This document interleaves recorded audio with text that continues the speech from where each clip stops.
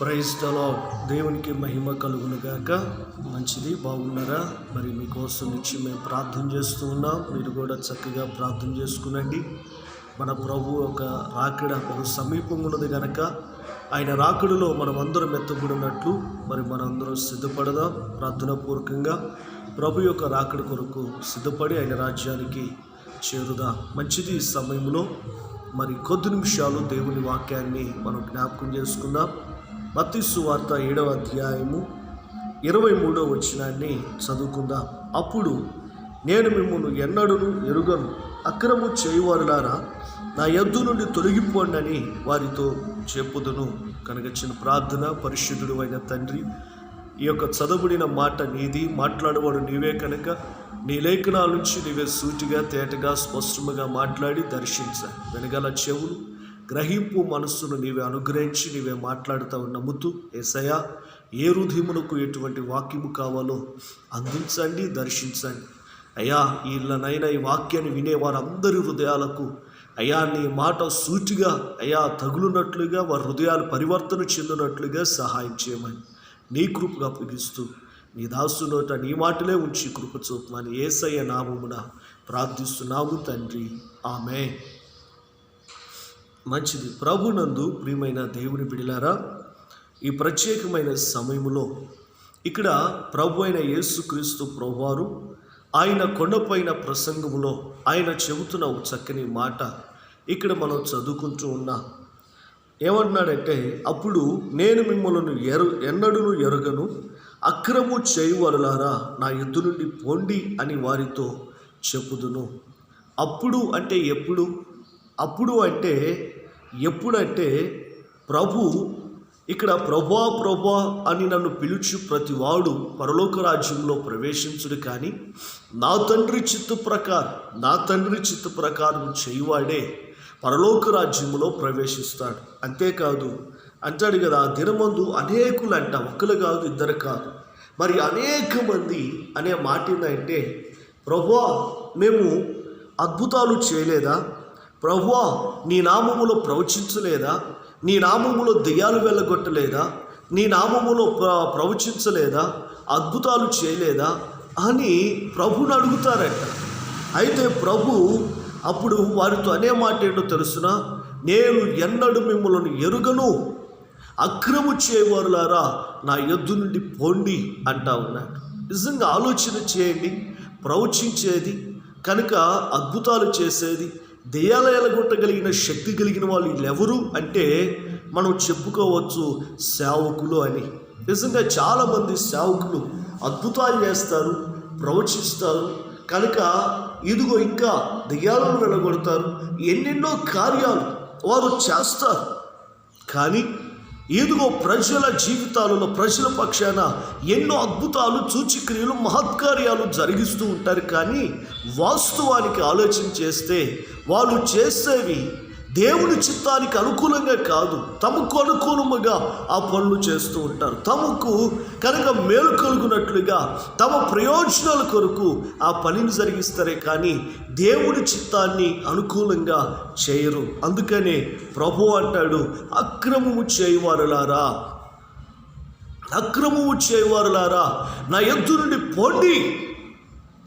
అదేంటండి? వాళ్ళు చేస్తున్న పని మంచిదే కదా, దెయ్యాలు వెళ్ళగొట్టడం, ప్రవచించడం, కనుక అద్భుతాలు చేయడం, నిజంగా ఇది మా గొప్ప విషయాలే కదా. మరి అందును బట్టి అక్రమము చేయవారులారా నా యొద్ద నుండి పోండి అని ప్రభు ఎందుకు ఈ మాట చెబుతున్నాడు? ప్రియా దేవుని బిడ్డలారా, ఒక విషయాన్ని గుర్తుపెట్టుకోవాలి. అదేంటంటే అక్రమము ఈరోజు చాలామంది జీవితంలో అక్రమం బహు విస్తరిస్తూ ఉంది. అక్రమము చాలా విస్తరిస్తుందండి. అక్రమ పేరట అంటే దేవుని పేరట అక్రమ కార్యాలు ఎక్కువ జరిగిపోతున్నాయి. నిజంగా ఈనాడు సేవకులనే కాదండి, ఈనాడు విశ్వాసులనే కాదు, ఈ లోకములో చాలామంది కనుక డూప్లికేట్ పరిచయం ఎక్కువైపోతుంది, మోసపూరితమైన సేవ ఎక్కువైపోతుంది. అంతేకాదు మనుషులను మభ్యపరిచి మనుషులను ఆకర్షించే పరిచర్యలు ఎక్కువైపోతున్నాయి తప్ప దేవుడికి మహిమ తెచ్చే పరిచర్యలు ఎక్కడ కనిపించట్లా. ప్రతి ఒక్క పరిచర్యలో ఏదో ఒక అక్రమం దాగుంటానే ఉంది. మనుషులను మోసం చేసే పరిచర్య, డబ్బును సంపాదించుకునే పరిచర్య. నిజంగా ఆలోచన చేయండి. ఈ రీతిగా చాలా మంది సేవకులే కనుక ఎక్కువ శాతము సేవకులంటే అక్రమానికి ఒడిగడుతూ ఉన్నారు. అందుకే ప్రభువు అంటున్నాడు, అక్రమము చేయవారులారా నా యొద్ద నుండి వెళ్ళిపోండి. నిజమే, ఏంటి అక్రమం? వాస్తవానికి మనం గమనిస్తే చాలామంది జీవితాలలో అక్రమమైన జీవితాలు ఎక్కువగా మనకు కనిపిస్తూ ఉంటాయి. ప్రియ దేవుని బిడ్డలారా, కొంతమంది స్థలాన్ని ఆక్రమించుకుంటూ ఉంటారు, అక్రమంగా సంపాదన. నిజమండి, అక్రమంగా మోసం చేస్తూ ఉంటారు. కనుక కట్టించుకోవాల్సింది కొంత అయితే మరెక్కువగా కట్టించుకొని అక్రమంగా సంపాదించుకుంటారు. ప్రియ దేవుని బిడ్డలారా, కనుక పొలాలు అక్రమంగా దొంగిలిస్తారు, స్థలాలు అక్రమంగా దోచుకుంటూ ఉంటారు.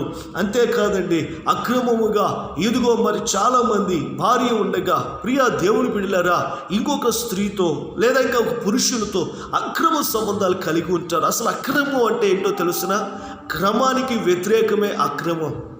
కనుక క్రమముగా దేవుడు మనకిచ్చిన దాంతో మనం తృప్తి పొందితే అది చాలా మంచి ఆశీర్వాదం.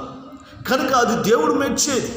కానీ అలా ఉన్నట్ల ఈరోజు మనిషి అలా ఉండక తనకు కలిగినది దానితో పాటు పొరుగువానిది కూడా ఆశించాలని చాలామంది తలుస్తూ ఉన్నారు. పొరుగువాని యొక్క ఇంటిని, పొరుగువారి యొక్క స్థలాన్ని, పొరుగువారి యొక్క డబ్బును, పొరుగువాని యొక్క ప్రియ దేవుని బిడ్డల భార్యని, లేదా భర్తను, లేదా ఎడ్లను, గొర్రెలను, కనుక ఇలాంటివి కనుక పొరుగు అనేది ఆశించకూడదు అని ప్రభు ఏనాడో చెప్పాడు. మోషే ధర్మశాస్త్రములో 10 ఆజ్ఞలు ఉన్నాయి. ఆ 10 ఆజ్ఞల్లో 10వ ఆజ్ఞ ఏంటో తెలుసునా? నీ పొరుగు అనేది ఏది ఆశించకూడదు. నీ కలిగిన దాంతో తృప్తిపడు. నీ కలిగి ఉన్నది ఏదో దానిలో సంతృప్తి పడు. అంతేకాని ఇంకా అత్యాశ కలిగి ఇంకా అక్రమముగా ఆస్తులు సంపాదించుకోవడం, అక్రమంగా డబ్బు సంపాదించుకోవడం, అక్రమ సంబంధాలు కలిగి ఉండడం, అక్రమముగా ప్రియ దేవుని బిడ్డలారా ఎన్నో భయంకరమైన కార్యాలు జరిగించడం ఎంత భయంకరమైన ఆ చెడు ఆలోచన చేయండి ఒకసారి. అందుకే దేవుడు దేనినైనా సహిస్తాడేమో కానీ అక్రమ జీవితాన్ని, అక్రమకరమైన ధనాన్ని, అక్రమమైన మోసాన్ని ఎన్నడూ కూడా దేవుడు సహించుడు. ఈనాడు ఒకవేళ నీ జీవితంలో అక్రమముగా బ్రతుకుతున్నావా?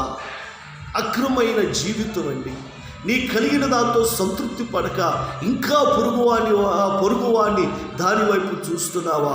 ఒక్కసారి ఆలోచన చేయి. మన బైబిల్లో ఎరుగుదుము కదా, బైబిల్లో మనం చూస్తాం. ప్రియ దేవుని బిడ్డలారా, నాబోతు యొక్క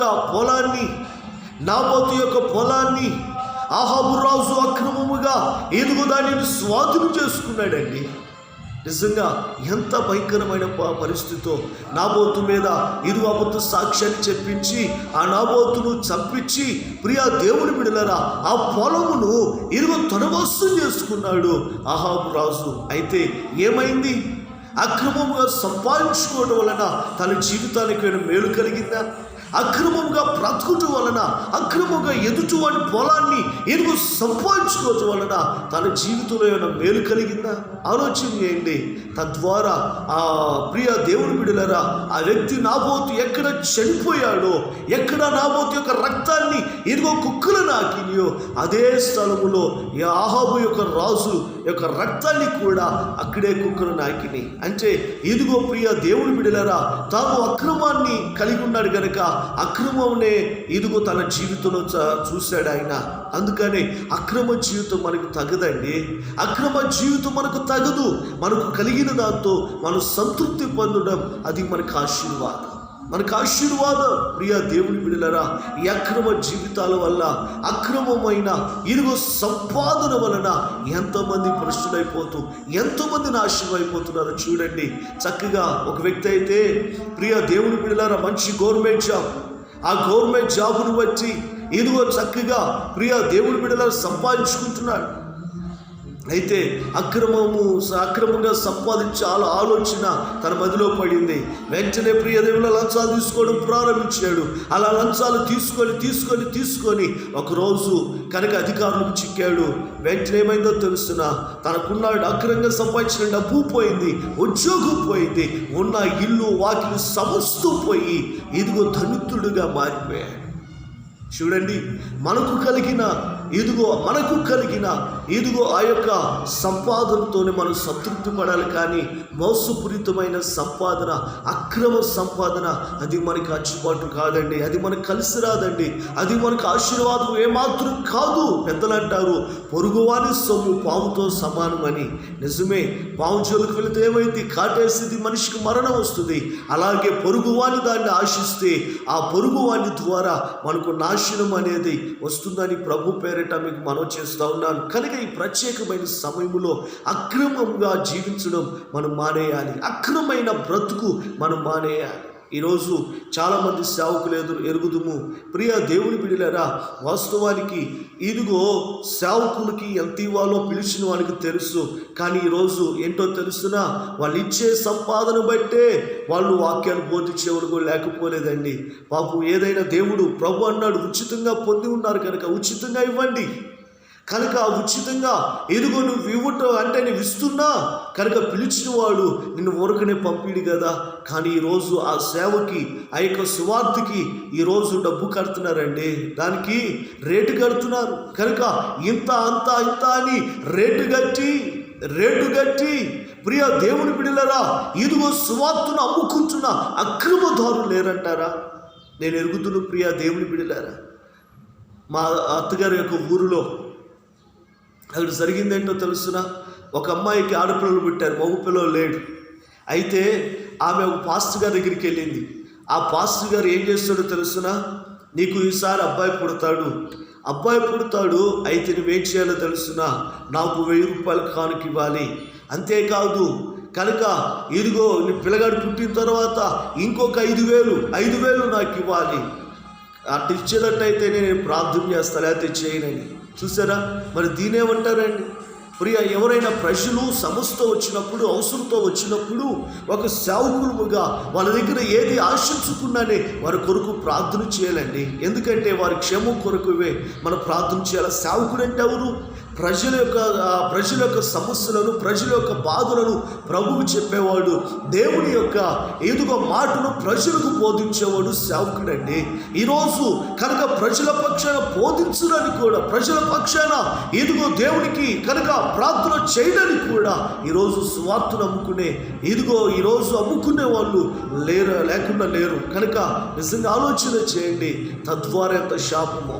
ఈరోజు అక్రమముగా రేట్లు కడుతున్నారు. నూనె డబ్బాలు అక్రమంగా అమ్ముకుంటున్నారు. ఆ నూనె డబ్బా ఎంత అండి? వాళ్ళు అమ్ముకునే రేట్ ఎంత? ఆ కచ్చిపు ఎంత? ఆ కచ్చిపు అమ్ముకునే రేట్ ఎంత? ప్రియ దేవుని బిడ్డలారా, కనుక ఆలోచన చేయండి. కనుక ప్రార్థనకు వస్తే ఇదిగో మీరు ప్రియ దేవుని బిడ్డలారా, మా ఇంట్లో ప్రార్థన పెట్టాలి అని ఎవరైనా అంటే ఆలోచన చేయండి. ఓ సేవకుడు అంటాడు కదా, ఇదిగో 5,000 ఇస్తే ప్రార్థన పెడతాను.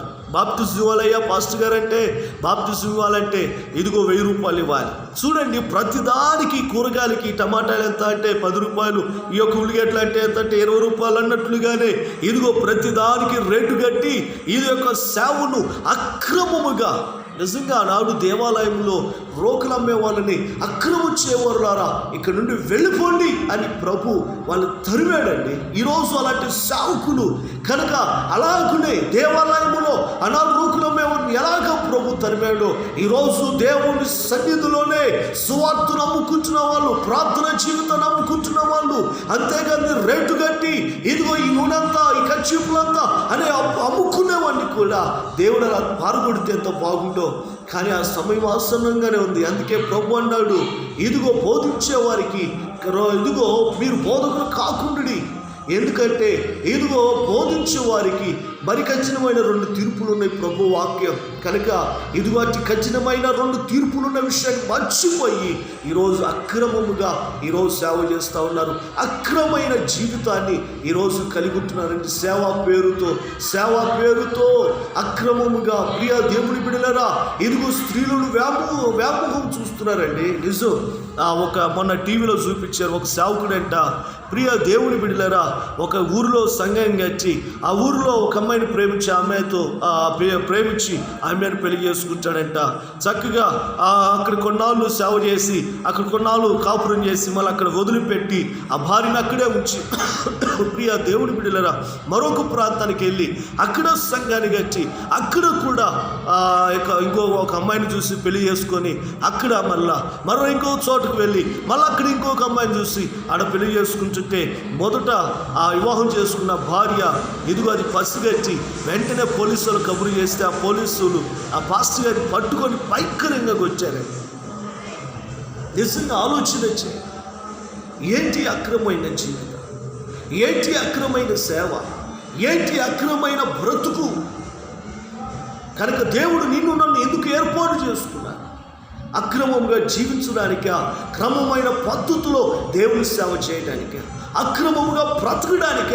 ఇదిగో ప్రియ దేవుని బిడ్డలారా, క్రమముగా బ్రతకడానిక దేవుడు మనల్ని పిలుచుకొని మన కొరకు రక్తాన్ని కాచింది. ఆలోచనే ప్రియ దేవుని బిడ్డలారా, ఇంకా విశ్వాసం లెక్క వస్తే ఆలోచన చేయండి. ఎంత అక్రమంగా బ్రతుకుతారో, ఎంత క్రమంగా దేవుని సన్నిధికి రావటం ఉండదు. దేవుని మందిరానికి రావటమే అక్రమంగా వస్తూ ఉంటారు. అంటే టైం మార్చి అక్రమంగా ఇదిగో ఎట్లా ఎప్పుడు పడితే అప్పుడు నా ఇష్టం అన్నట్లుగా చాలామంది వచ్చేవాళ్ళు కూడా లేకపోలేదు. ప్రియ దేవుని బిడ్డలారా, ఆ తర్వాత వచ్చిన ఏశావు శాపాన్ని పొందాడే కానీ ఆశీర్వాదాలు పొందులా. రావలసిన సమయానికి ప్రార్థనకు రాకుండా ఇదిగో నీ ఇష్టానుసారంగా ఒకవేళ దేవుని సన్నిధికి రావాలనుకుంటే దేవుని ఆశీర్వాదాలు కోల్పోతావు. అంతేకాదండి, క్రమముగా ప్రార్థించవలసిన వాళ్ళు, క్రమముగా వాక్యాన్ని ధ్యానించవలసిన వాళ్ళు అక్రమంగా వారికి బుద్ధి కలిగినప్పుడే ప్రార్థన చేసుకుంటారు, వారు చదవాలనుకున్నప్పుడే వాక్యాన్ని చదువుకుంటూ ఉంటారు. కనుక దీన్ని ఏమంటారు? అక్రమం కాదంటారు. క్రమాన్ని మీరి ఇదిగో బ్రతకడమే అక్రమం. కనుక ఈరోజు నీ ఆత్మీయ జీవితం ఒక అక్రమమైన బ్రతుకులో, ఒక అక్రమమైన మార్గంలో వెళుతుందనే విషయాన్ని మాత్రం నువ్వు మర్చిపోవద్దు. కనుక ఒక క్రమంగా దేవుని సన్నిధికి రావడం, ఒక క్రమముగా ఇదిగో ఉదయం సాయంత్రం క్రమంగా ప్రార్థన చేసుకోవడం, క్రమంగా వాక్యం చదువుకోవడం, క్రమంగా దేవుని ఆరాధించడము ఈరోజు నువ్వు చేయగలుగుతున్నావా? ఒకసారి ఆలోచన చేయండి. ఒక విశ్వాసమైన నీవు, ఒక సేవకుడివైన నీవు కనుక అక్రమముగా నువ్వు ఉన్నట్లయితే రేపు ప్రభువే అంటాడు తెలుసునా, అక్రమము చేయవారులారా నా యొద్ద నుండి పోండి, నా యొద్ద నుండి పోండి, మీరెవరో నాకు తెలియదు, కనుక మిమ్మల్ని ఎప్పుడు నేను అడగను, కనుక ఇక్కడి నుంచి మీరు వెళ్ళిపోండి అని ప్రభు గద్దించి పారగొట్టే ఇదిగో సమయం ఆసన్నమవుతుందనే విషయాన్ని మర్చిపోవద్దని ప్రభు పేరిట మనవి చేస్తూ ఉన్నాను. ప్రియ దేవుని బిడ్డలారా, ఈ అక్రమమైన జీవితంలోనే అంటే ఈ అక్రమము అనే ఈ మాటలో కొన్ని విషయాలు ఏంటి? ఆ విషయాలంటే, ఒకటి, మనలో అక్రమం ఉండకూడదు, మనలో అక్రమైన జీవితం ఉండకూడదు. క్రమాన్ని మీరి అక్రమమైన బ్రతుకు అనేది మన జీవితంలో లేకుండా ఇదిగో క్రమశిక్షణ కలిగి క్రమబద్ధమైన సేవ కనుక ప్రియ దేవుని బిడ్డలారా మనం చేస్తూ ప్రభునామాన్ని మహిమపరుద్దాం. రెండో విషయం ఏంటంటే, ప్రియ దేవుని బిడ్డలారా, తెస్సలోనికలు రాసిన పత్రికలో మనం చూస్తే అక్కడ 5వ అధ్యాయం, 1 తెస్సలోనికలు 5వ అధ్యాయం 14 వచ్చిన, సహోదరులారా మేము మీకు బోధించున్నది ఏమనగా అక్రమముగా నడుచుకున్న వారికి బుద్ధి చెప్పుడి. దేవునికి స్తోత్రం, హల్లెలూయా. ఒకటి, మనం అక్రమం చేయకూడదు. రెండోది, అక్రమం చేసేవారిని చూసి మనం ఏం చేయాలో తెలుస్తున్నాం. మనకేంటిలే, మనకెందుకులే, ఎవడెట్టపోతే మనకేంటి, కనుక ఎవడెలా బ్రతికితే మనకేంటి, కనుక మనతో వాళ్ళతో మనకు అనవసరం అన్నట్లుగా మనం ఎప్పుడు బ్రతకూడదు. మన జీవితంలో మన బ్రతుకులో అక్రమముగా జీవించే ఆ జీవితాన్ని మనం ఎలా మానుకొని ఎలా దేవునికి అనుకూలముగా మనం బ్రతుకుతున్నామో, దేవుని ఇష్టానుసారంగా దేవుని చిత్తానుసారంగా జీవించడానికి మనం ఇష్టపడుతున్నామో, అలాగే అనేక మంది అదే దైవ చిత్తానుసారంలోకి రావాలని ఎవరైతే అక్రమంగా జీవిస్తున్నారో వారిని ఖండించవలసిన, వారికి బుద్ధి చెప్పవలసిన అవసరత ఎంతో ఉందని ప్రభు పేరిట మనం చేస్తున్నాం. ప్రియ దేవుని బిడ్డలారా, ఈ ప్రత్యేకమైన సమయంలో ఒకనాడు దావీదు కనుక బర్షబ అనే ఒక స్త్రీతో అక్రమ సంబంధాలు కలిగి ఉన్నాడు. అయితే ఈ విషయం ఎవరికి తెలియదు అనుకున్నాడు. ఈ విషయం ఎవరికి తెలియదు కనుక నాకు మాత్రమే తెలుసు అన్న భావంతో ఉన్నాడు. కానీ ఏమైందో తెలుసునా, అది ఒక దైవజనుడికి దేవుడు బయలుపరిచాడు. ఎందుకంటే మనుషులు ఎవరు నీ అక్రమాన్ని చూడకపోయినా పరలోకమున్న దేవుడు చూస్తున్నాడు. కనుక అలా చూస్తూ ఉన్నాడు కనుకే ప్రియ దేవుని బిడ్డలారా, ఇదిగో దేవుడు తన సేవకుని పంపించాడండి. దేవుడు నాతాన్ అనే ప్రవక్తను పంపించి ఇదిగో దావీదు మహారాజును ఇదిగో ఖండించాడు. రాజా, ఇదిగో ఒక ధనవంతుడున్నాడు, ఒక పేదవాడు ఉన్నాడు. ధనవంతుడికి అనేకమైన గొర్రెలు ఉన్నాయి, పేదవానికి ఒకటే ఒక గొర్రె, అది ఆడగొర్రె. అయితే ఈ పేదవాడు ఆ గొర్రెను అల్లాడు ముద్దుగా గొర్రెను పెంచుకుంటున్నాడు. అయితే ధనవంతుడికి స్నేహితులు రావటం వలన ఇదిగో ఆ ధనవంతుడు ఆ పేదవాని గొర్రెను తీసుకొచ్చి వధించి పండగ చేశాడు. ఇది న్యాయమేనా అంటే వెంటనే దావీదు కోపం వచ్చింది. ఎవడో మరణానికి పాత్రుడు అతి అక్రమము చేసి వాడి దగ్గర అనేక గొర్రెలు ఉంచుకొని ఇదిగో పేదవాడి గొర్రెను దొంగిలిస్తాడా? వాడు మరణానికి పాత్రుడు, ఇటువంటి అక్రమదారుడు మరణానికి పాత్రుడు అని చెప్పగానే వెంటనే దైవజనుడు ఏమంటాడో తెలుసునా, రాజా వాడెవడో కాదు, వాడు నీవే రాజా. ఆ పేదవాడి గొర్రెను ఆశించిన వాడు, ఆ పేదవాడి గొర్రెను ఇదిగో వసించిన వాడివి నీవే, మోహించిన వాడు నీవే, పాడు చేసిన వాడు నీవే. ప్రియ దేవుని బిడ్డలారా, ఖండించాడు. నాతోను ప్రవక్తలాగా తప్పుగా ఖండించాలి. అక్రమంగా జీవించు వారిని ఖండించాలి, గద్దించాలి, బుద్ధి చెప్పాలి. వాడు రాజైనా దాసుడైనా.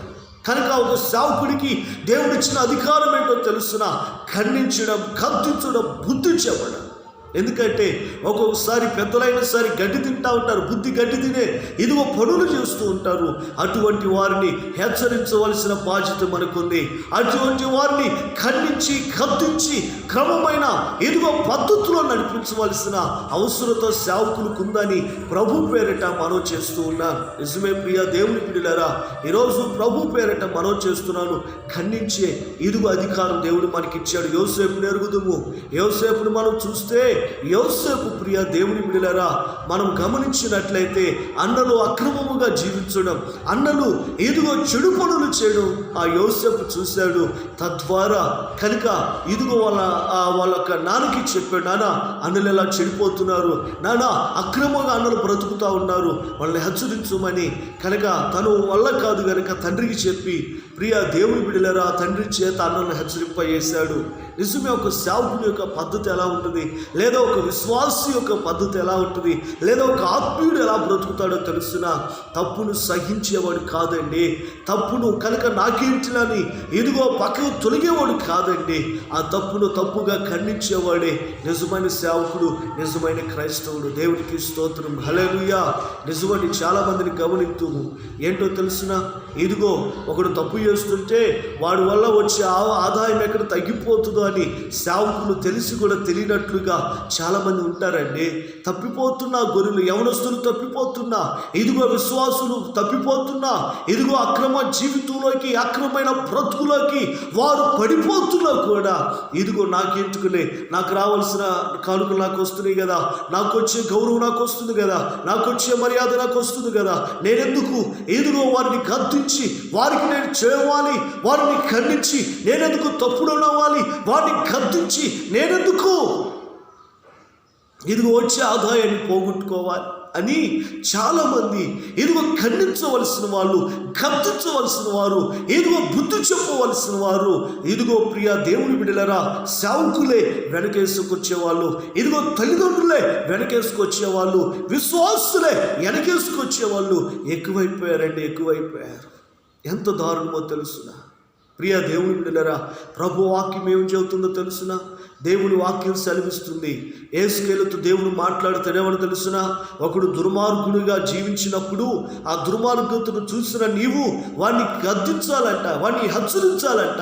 అలా హెచ్చరించకపోతే ఒకవేళ ఆ దుర్మార్గతను బట్టి వాడు అలాగే చనిపోయాడు అనుకోండి, రేపు వాడి మరణానికి ఎవరైతే గద్దించకుండా ఇదిగో మౌని అయి ఉన్నాడో వాడే ఉత్తరవాది. కనుక గద్దించకుండా ఇదిగో వాడు అక్రమైన జీవితాన్ని కలిగి ఉంటున్నాడని తెలిసి, వాడు పాపం చేస్తున్నాడనే విషయం తెలిసి, వాడు మోసం చేస్తున్నాడనే విషయం తెలిసి, వాడు తన ఇష్టానుసారంగా బ్రతుకుతున్నాడనే విషయం తెలిసి కూడా ఇదిగో మౌనంగా ఉన్న సేవకుడే రేపు వాడు ప్రాణానికి ఉత్తరవాది అవుతాడని ప్రభు వాక్యం. అట్లా కాకుండా మనం హెచ్చరించామనుకోండి, వాళ్ళు ఏమైనా అనుకోండి, వాళ్ళు ఇచ్చే కానుకలు ఈకువైనా మానేసేయండి, లేకపోతే ఇదిగో వాళ్ళు గౌరవించకపోయినా ప్రేమించకపోయినా ఏ పర్వాలా. ఒక విషయం చెప్పునా, మనము తప్పు చేసారా మన సంఘస్థులను లేదా మన విశ్వాసులను, మన పిల్లలు ఇదిగో తప్పు చేస్తున్నప్పుడు వారిని ఖండించామనుకోండి, అయితే వాళ్ళ ద్వారా మనకే గౌరవం, ఏ మర్యాద, ఏ లాభం లేకపోయినా రేపు వాడు మరణించాక, ప్రియ దేవుని బిడ్డలారా, వాడు మరణానికి వాడే ఉత్తరవాది.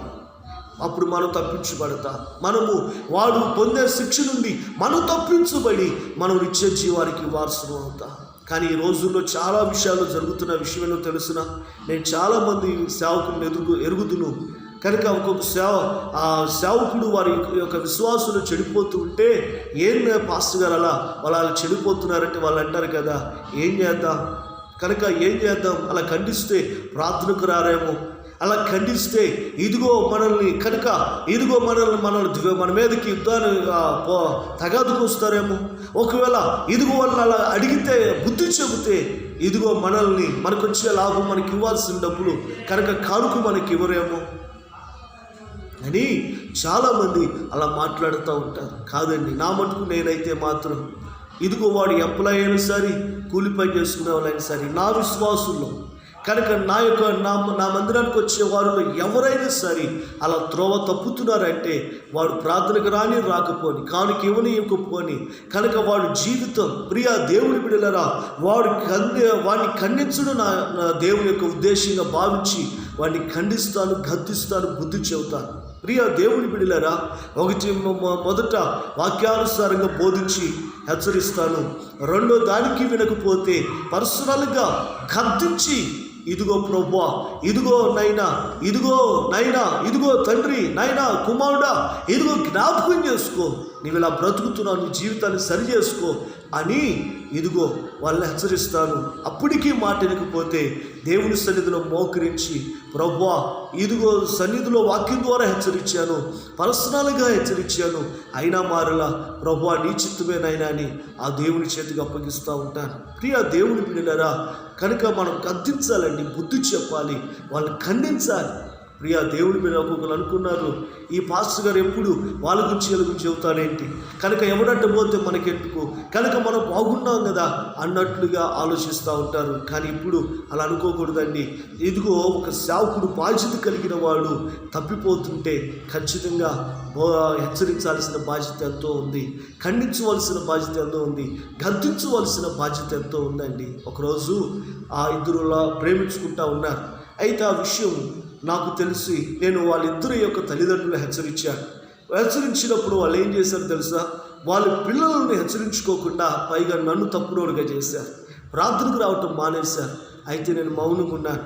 అలా మౌనం గురించి వలన ఇదిగో ఒకసారి ఏమైందో తెలుసునా, పెద్ద గొడవ అయిపోయి పోలీస్ కేసు దాకెళ్ళింది. తర్వాత పెళ్లి చేశారు.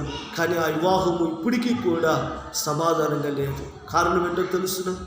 వాడు తప్పు సేవకుడి ద్వారా హెచ్చరిక వచ్చినప్పుడు వెంటనే సరి చేసుకోవాలి.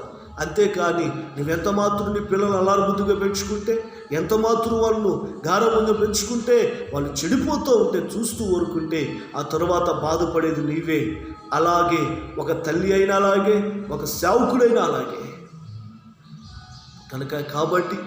కనుక బుద్ధి చెప్పండి, అక్రమంగా నడుచుకున్న వారిని బుద్ధి చెప్పండి అని ప్రభు వాక్యం.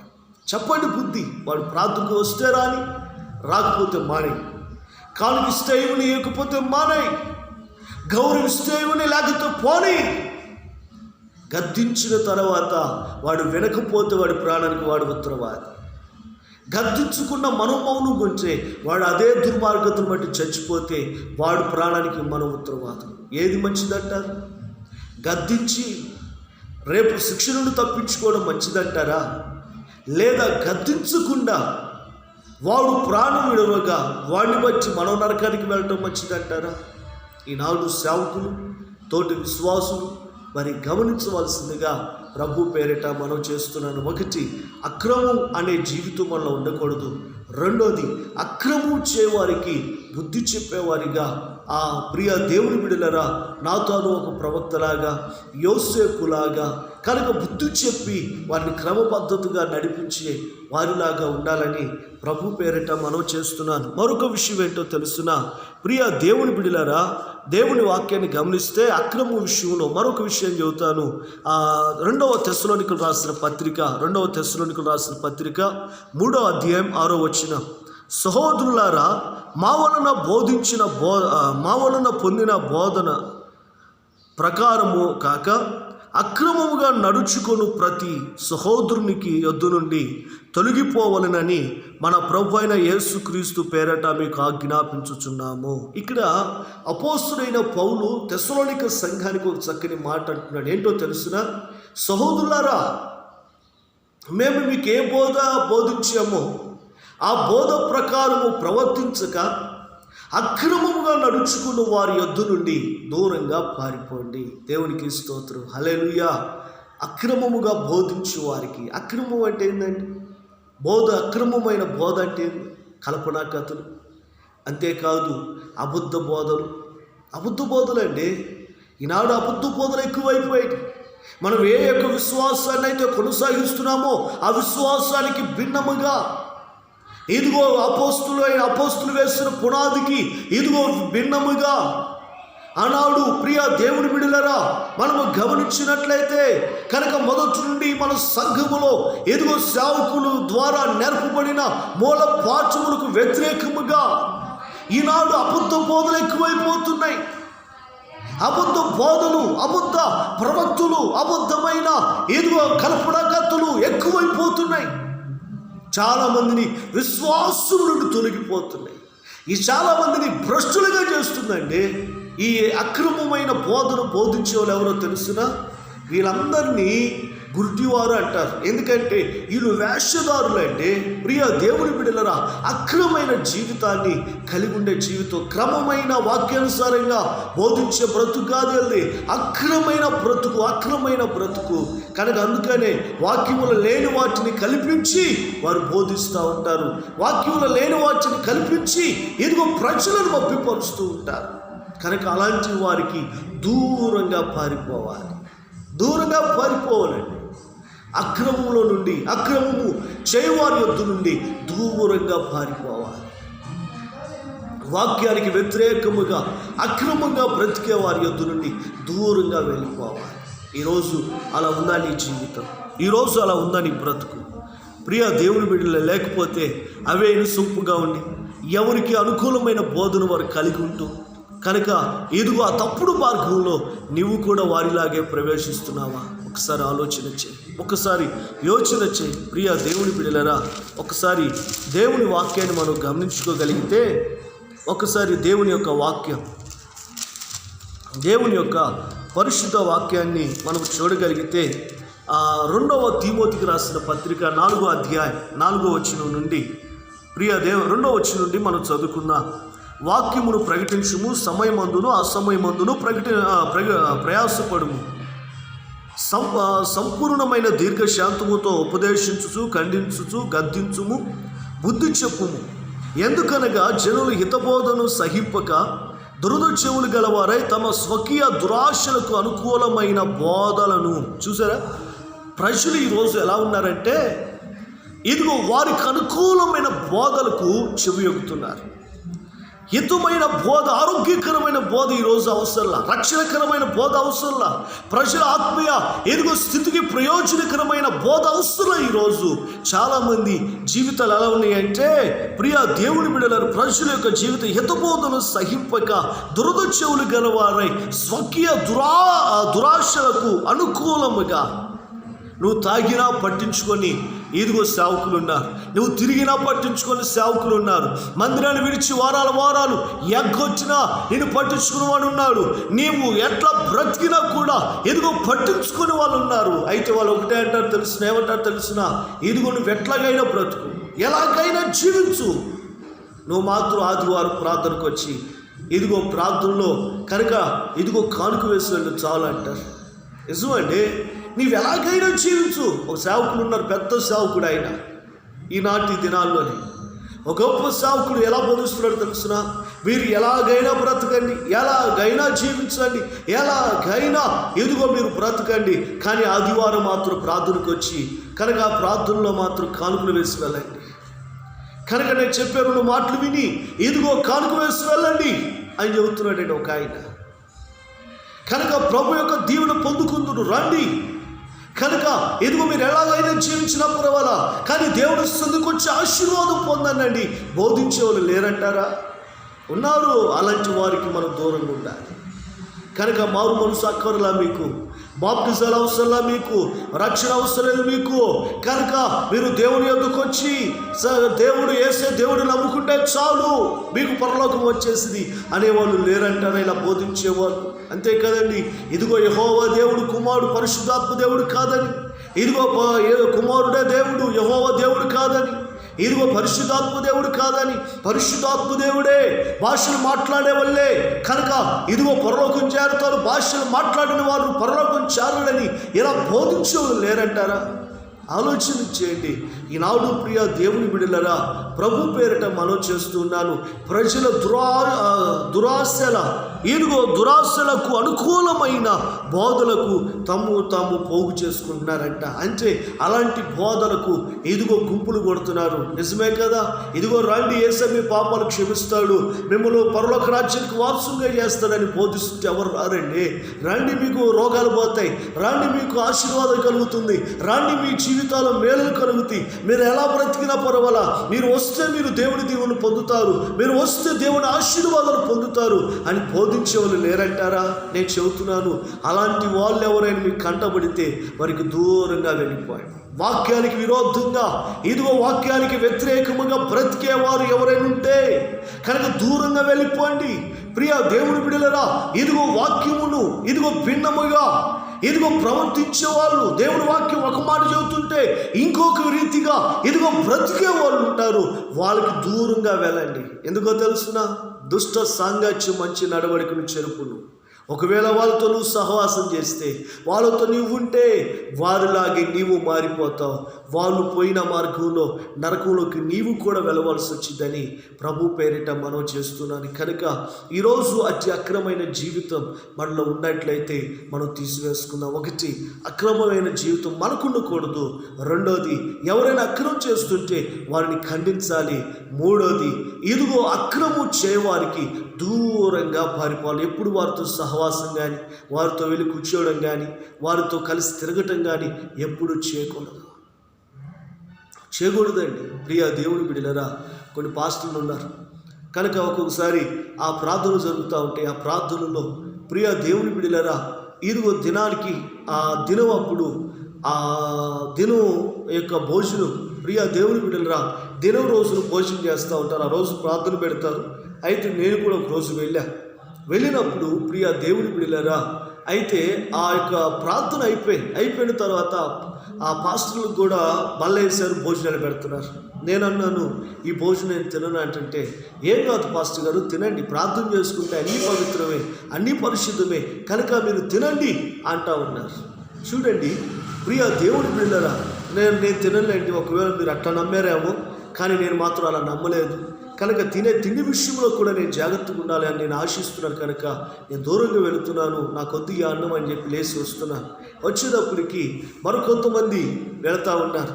నేను వెళుతూ ఉంటుంటే, పెద్దలు వెళుతూ ఉంటుంటే వాళ్ళకి నేను అడిగాను, మీరు ఎందుకు వెళుతున్నారు భోజనానికి అంటే, వాళ్ళు అంటారు కదా, ఆ పాస్టర్లు కనుక తింటున్నారు, ఆ పాస్టర్లు తింటే తప్పులేదు కానీ మేము తింటే తప్పు వచ్చింది ఆ పాస్టర్ గారు అని అలా వెనకేసుకొని రావటం ప్రారంభించారు. ప్రియ దేవుని బిడ్డలారా, మా పాస్టర్ అలా బోధిస్తున్నారండి, మా పాస్టర్ అలా చెబుతున్నారండి, కనుక మరి మేము అలా బ్రతుకుతున్నాం, మాదేముంది తప్పు?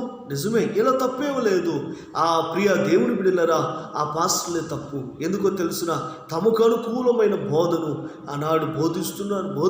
ఆనాడే కాదు, ఈనాడు కూడా బోధిస్తున్నాడండి. మనం గమనించినట్లయితే ప్రియ దేవుని బిడ్డలారా, కనుక చాలామంది ఆ బిలాము యొక్క బోధలను, కనుక ప్రియ దేవుని బిడ్డలారా, యెజబెలు యొక్క బోధలను ఈరోజు చాలామంది అనుసరిస్తున్నారు. చూద్దాం, ప్రకటన 2వ అధ్యాయం 20వ వచనములో అక్కడ మనం చదువుకున్నట్లయితే, అయినను మీ మీద తప్పు ఒకటి మోపవలసి ఉన్నది, ఏమనగా తాను ప్రవక్తనని చెప్పుకొనుచున్న యెజబెలు స్త్రీని నీవు ఉండనిచ్చుచున్నావు.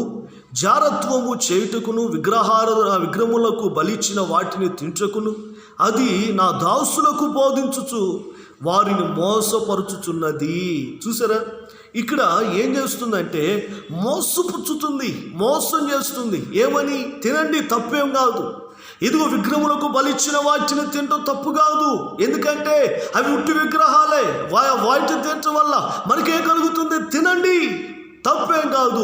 కనుక జాగ్రత్త చేయండి. ఈ వయసులో కాకపోతే ఎప్పుడు చేస్తారు? కనుక దేవుడు ఈ దేహాన్ని ఇచ్చింది సుఖపడటానికే కదా అన్నట్లుగా ఆ తప్పుడు బోధన బోధిస్తుంటే, ఆనాడు ప్రియ దేవుని బిడ్డలారా, తూతయ్యర సంఘము ఇదిగో ఆ బోధలకు మనం గమనించినట్లయితే ఆ బోధలకు లొంగిపోయినట్లుగా మనం చూస్తూ ఉన్నాం. ప్రియ దేవుని బిడ్డలారా, అంతేకాదండి, ఇంకా కొన్ని తప్పుడు బోధలు కూడా మనకు లేకుండా పోలేదు. ఎందుకో తెలుస్తున్నా, మన 14వ అధ్యాయము మనం 14 వచనాన్ని చూస్తే, అయినను నేను నీ మీద తప్పు ఒకటి మోపవలసి ఉన్నది, అవేమనగా విగ్రహములకు బలిచ్చిన వాటిని తినునట్లు జారత్వము చేయనట్లు ఇదిగో ఇశ్రాయేలుకు ఉరి ఒడ్డుమని బాలాకుకు నేర్పిన బాలాకుకు నేర్పిన బిలాము బోధనను అనుసరించిన వారు మీలో ఉన్నారు. ప్రియ దేవుని బిడ్డలారా, అలాంటి వారు ఉన్నారు. ఆనాడే కాదు, ఈనాడు కూడా ఉన్నారు. తప్పేం కాదు, వాటిలో ఏముందండి తింటే.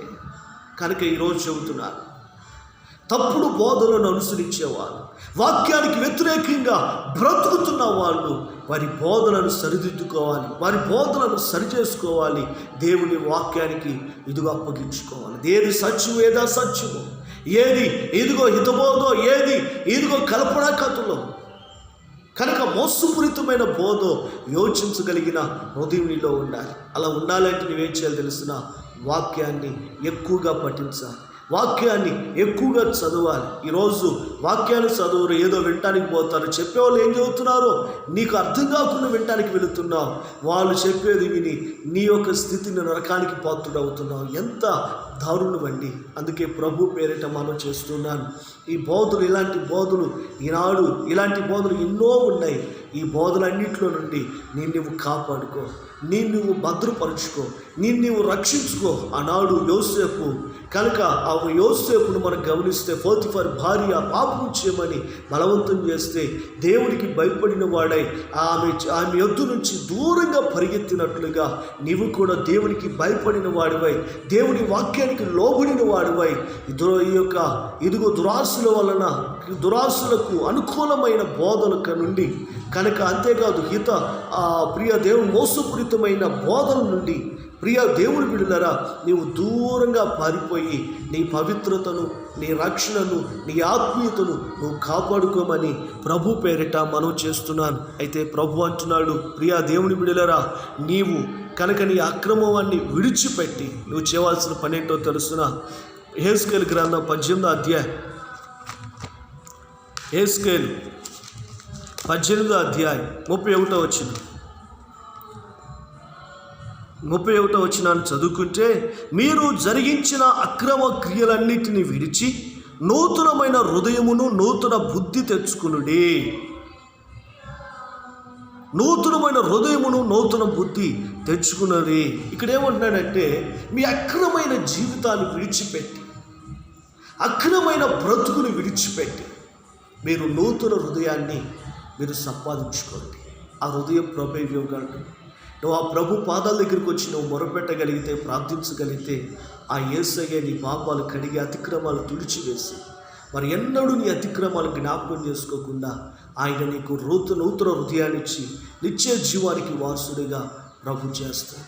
ప్రియా దేవుని బిడ్డలారా, మన ప్రభు మన అక్రమాన్ని తీసివేయడానికి ఆయన అక్రమములో ఒకడిగా ఎంచబడి మన కొరకు ఇద్దరు దొంగల మధ్య సిలువ వేయబడి మన ప్రభు మన కొరకు ప్రాణం ఇచ్చాడు. కనుక ఈరోజు దేవుని వాక్యాన్ని వింటున్న వారులారా, మీలో ఏమైనా అక్రమమైన జీవితం ఉందా? తీసివేసుకోండి. లేదు, ఎవరైనా మీ ఎదుట అక్రమంగా జీవిస్తున్నారా? బుద్ధి చెప్పండి. అంతేకాదు, మరి ఇదిగో ఎవరైనా మీతో ఉన్న వాళ్ళలో ఎవరైనా అక్రమంగా బ్రతుకుతున్నారా? అయితే వారికి దూరంగా వెళ్ళిపోండి. ఎందుకంటే అక్రమం అనేది నీలో ఉంటే దేవుడు నిన్ను తన దగ్గరికి ఎప్పటికీ చేర్చుకోడు. పైగా దేవుడు ఏమంటారు తెలుసిన? మీరెవరో నాకు తెలియదు, అక్రమము చేయువారులారా నా ఎదురు నుండి మీరు వెళ్ళిపోండి, అక్రమం చేయువారులారా నా ఎదురు నుండి తొలగిపోండి అని ప్రభు రేపు నీతో హెచ్చరించే సమయం వస్తుంది. జాగ్రత్త. అందుకని జాగ్రత్త పడి ప్రభుకు మనం అప్పగించుకొని ప్రభు బిడ్డలుగా, ప్రభు రాజ్య వారసులుగా, మరి యథార్థమైన, నమ్మకమైన, క్రమశిక్షణ కలిగి ప్రభు యొక్క సన్నిధిలో ఎదుగుతూ ప్రభు యొక్క రాజ్యము కొరకు సిద్ధపడమని ప్రభు పేరిట మనం చేస్తున్నాను. మన జీవితంలో ఏ అక్రమానికి చోటు లేకుండా, అక్రమం చేసేవారిని ఖండిస్తూ, అక్రమానికి దూరంగా పారిపోతూ ప్రభును మహిమపరుద్దాం, ప్రభు సాక్షులుగా జీవితం. అట్టి కృప పరిశుద్ధాత్మ దేవుడు మనకు దయచేయనుగాక. ఆమేన్. ప్రార్థన చేసుకున్న పరిశుద్ధుడైన తండ్రి, ఈ శ్రేష్టమైన ఈ యొక్క మధ్యాహ్న కాల వేళ అయ్యా నువ్వు బోధించిన నీ మాటలకై నీకు స్తోత్రాలు. ఈరోజు నీ వాక్యమునైనా ఇదిగో క్రమశినైనా అక్రమము అనేది మాలో లేకుండా మేము బ్రతకాలని మీరు నైనా బోధించారు. నిజమేనైనా మాలో అక్రమము జీవితం ఉండకూడదయ్యా. అంతేకాదు అక్రమం చేయవారును అయ్యా మేము బుద్ధి చెప్పాలి. అంతేకాదు అక్రమం చేయవారికి నుండి దూరంగా మేము బ్రతకాలి.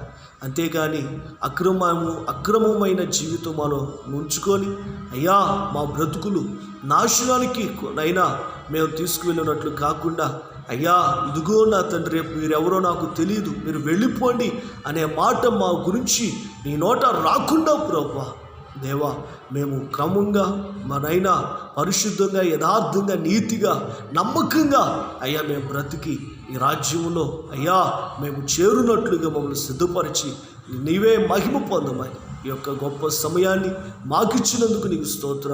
ఈ రోజునైనా అక్రమంగా జీవిస్తున్న సేవకులు, విశ్వాసులు అయ్యా ఎంతోమందినైనా బ్రతుకుతున్నారు. కానీ అక్రమమైన జీవితం ఒక పాము వంటిదయ్యా.